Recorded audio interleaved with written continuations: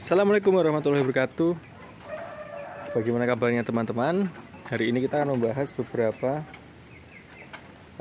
penyakit yang perlu kita ketahui ketika mempunyai ternak ruminansia kecil ya, seperti ini. Si mantap nih, jantan kita yang besar sekali untuk ukuran ternak lokal.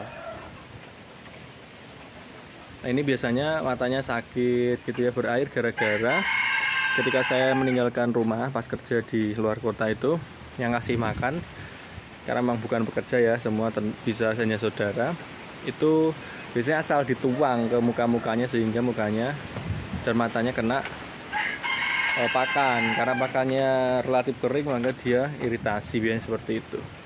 Siang seperti ini biasanya mereka tidur ya.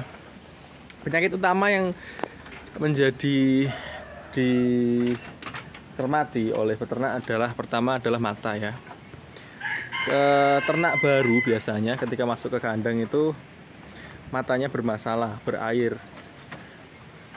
Apalagi dia tidak menggunakan pakan basah. Kalau pakannya adalah pakan kering, maka seperti ini kira-kira bentuknya hewan yang sedang sakit mata ya ini ya. Nah, si kurus ini, nah ini sedang perbaikan manajemen ya. Ini makanya udah bagus ya. Kita melihat kepalanya udah mengembang. Nah, mata seperti ini itu bisa sembuh sendiri. Tapi kalau matanya itu karena bakteri, biasanya warnanya memerah teman-teman. Kemudian setelah memerah berair dan kalau dibiarkan dia bisa menutup. Kalau ini iritasi biasa ya kayak kita kelilipan, itu bisa sembuh sendiri ya. Kita harus tahu sebabnya apa gitu ya.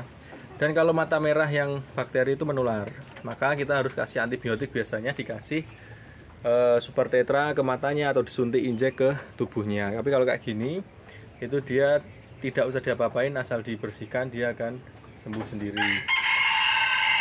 Nih ya si kurus, nih kita lihat perkembangan si kurus. Kemudian yang kedua teman-teman, yang sering kita harus amankan itu adalah masalah batuk ya. Batuk itu ada dua tipe menurut saya.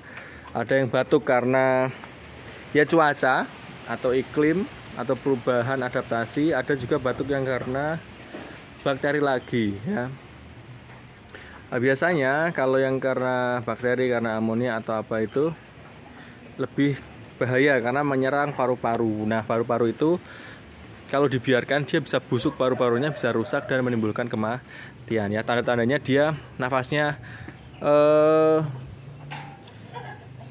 tidak terlalu baik sehingga setiap saat kalau kita amati dia bernapas tersengal-sengal. Tapi kalau batuk saja dengan jamu-jamu herbal yang kita punya di rumah pastinya sudah aman dan bisa sehat kembali.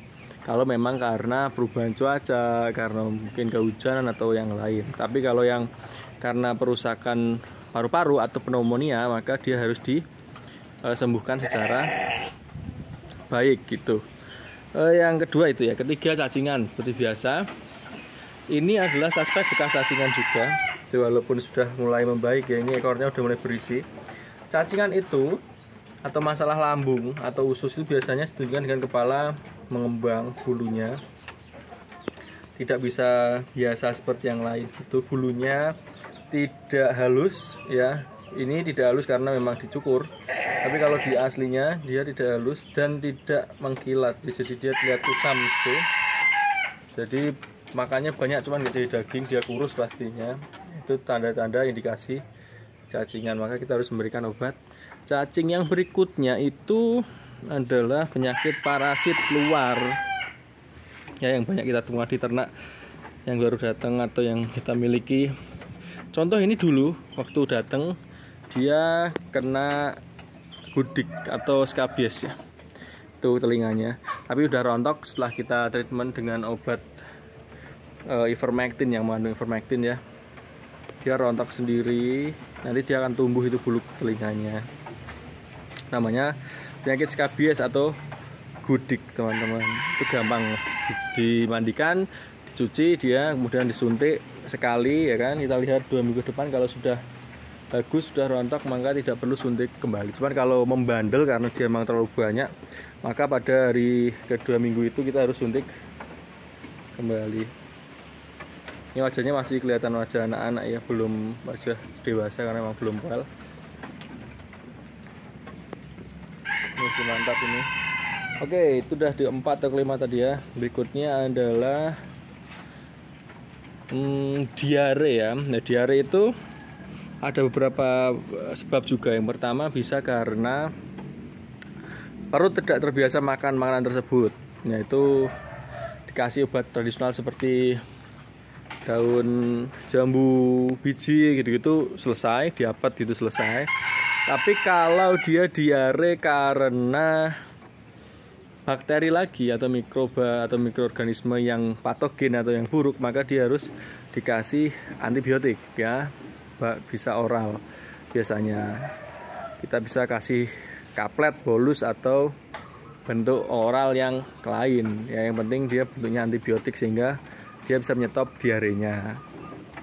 Ini bunting ya ini. Nah, ini udah kelihatan perut kanannya bagian bawah udah membesar. Di atas masih cekung karena masih bunting muda dan sudah beranak 4 kali ini si bayangan.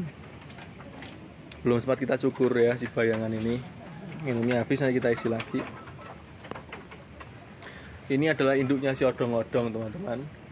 Jadi odong-odong besar itu, mana odong-odong itu? Nah, ini induknya ini. Tuh ya, si hitam kecil juga yang ada di sana itu juga induknya ini. Itu penyakit kelima. Sakit atau penyakit yang berikutnya diantaranya adalah apa ya? Ini bukan sakit tapi sering kejadian adalah lumpuh. Lumpuh biasanya terjadi di kebuntingan akhir atau menyusui. Itu namanya milk fever untuk mayoritas kekurangan kalsium, teman-teman. Kekurangan kalsium ya. Jadi kekurangan kalsium itu disebabkan oleh pakan yang memang tidak tersedia cukup kalsium. Kita harus ingat bahwa kalsium pada ternak itu dicukupi dari luar. Kalau kita nggak mencukupkan kebutuhan kalsium dari luar, dari pakannya, maka dia akan kekurangan kalsium atau defisiensi kalsium. Kalau orang bisa osteoporosis parah, bisa lumpuh ya, dengkulnya, sendinya tidak bisa digerakkan. Maka kalau pakan kita ramban atau pakan atas seperti itu masih aman. Sebenarnya mineralnya lumayan banyak. Kalau pakan kita kok keringan kayak saya ini, kemudian mineral premixnya nggak mencukupi, ya kasihan untuk induk-induk yang breeding seperti itu ya. Ada juga yang gemuk tapi dia lumpuh, ya itu tetap kurang mineral. Kalau yang kurus lumpuh bisa aja kurang mineral, bisa aja kurang glukosa, glikogen ya, cadangan glukosa dalam tubuh. Kalau dia kurang itu juga lemas. Tapi kalau lumpuh itu namanya kurang mineral, jadi dia defisiensi mineral sehingga dia tidak bisa berdiri atau berjalan seperti layaknya ternak yang normal, sendi-sendinya dan tulangnya jadi rapuh ya tulangnya ya. Karena teman-teman harus ingat bahwa induk itu kebutuhan mineralnya tinggi buat susu dan buat anaknya, selain buat dirinya sendiri. Ya, jadi itu yang paling banyak teman-teman ya, penyakit yang muncul ya. Kalau penyakit yang berat lain ya ada, cuman jarang sekali menyerang. Jadi kalau pneumonia atau batuk karena radang paru-paru itu biasanya karena kandang yang kotor, kandang yang lembab, amonia yang tinggi. Nah, itu terserap dia terus. Itu menyebabkan timbunan infeksi atau terjadinya infeksi dalam tubuh atau paru-paru karena penciuman ternak masuk ke paru-paru yang ada di dadanya. Itu kira-kira teman-teman. Itu ya yang dapat saya sampaikan untuk beberapa penyakit yang ini yang sering muncul. Nanti kita bahas lagi penyakit yang jarang muncul tapi ada di sekitar kita. Ini 20 hari penggemukan ya. Obatnya kira-kira apa? Nanti kita bahas satu persatu obat yang saya miliki atau yang saya punya. Gitu ya, terima kasih teman-teman.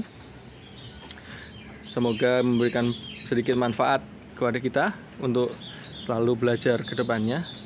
Saya akhiri pertemuan kita atau video kita hari ini. Sampai jumpa di lain kesempatan. Semoga ternak kita sehat dan berproduksi seperti yang kita harapkan. Assalamualaikum warahmatullahi wabarakatuh.